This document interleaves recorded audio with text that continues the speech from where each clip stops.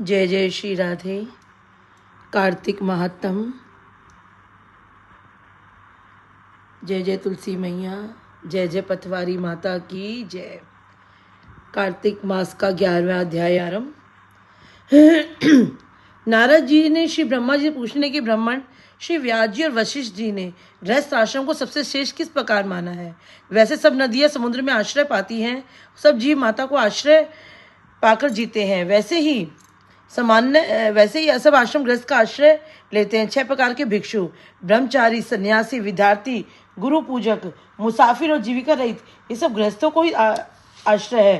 ब्रह्मा जी कहने लगे कि हे नारद, इसमें से तुम में से एक अति पुण्य देने वाला पुरातन इतिहास कहता हूँ। उत्तानपाद नाम का एक पुत्र राजकुमार उत्तम था। वो बड़ा बलवान और समदर्शी था। उसने बिदला नाम की स्त्री से विवाह किया और राजा रानी दोनों ही अति प्रेम से रहने लगे।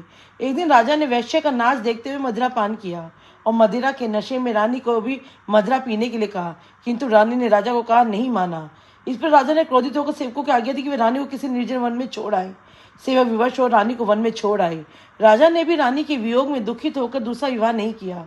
राजा प्रजा को पुत्र के समान पालने लगा। एक दिन एक ब्राह्मण आकर कहने लगा, राजन, कोई मेरी स्त्री को हर ले गया है। मैं उसके वियोग में अति दुखित हूँ, इसलिए तुम उसे ढूंढ कर लाओ।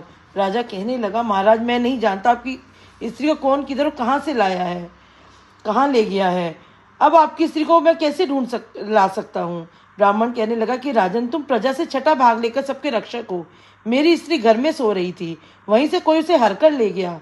अब आपका कर्तव्य है, आप उसे कहीं से भी ढूंढ कर लाएं। राजा कहने लगा, मैंने तुम्हारी स्त्री को कभी नहीं देखा, वह कैसे स्वभाव की है, रूप वाली है।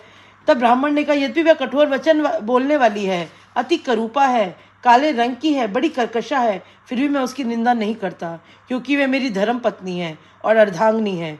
राजा कहने लगा, हे विप्र, जब तुम्हारी स्त्री ऐसी कुरूपा और कुटिल स्वभाव की थी तो तुम उसे लेकर क्या करोगे। मैं तुमको अति सुंदर और कल्याणकारी दूसरी स्त्री लाकर दे सकता हूँ। ब्राह्मण कहने लगा, हे राजन, वह स्त्री मेरे धर्म कर्म की अर्धांगिनी थी। उसका रक्षण करना मेरा परम धर्म है।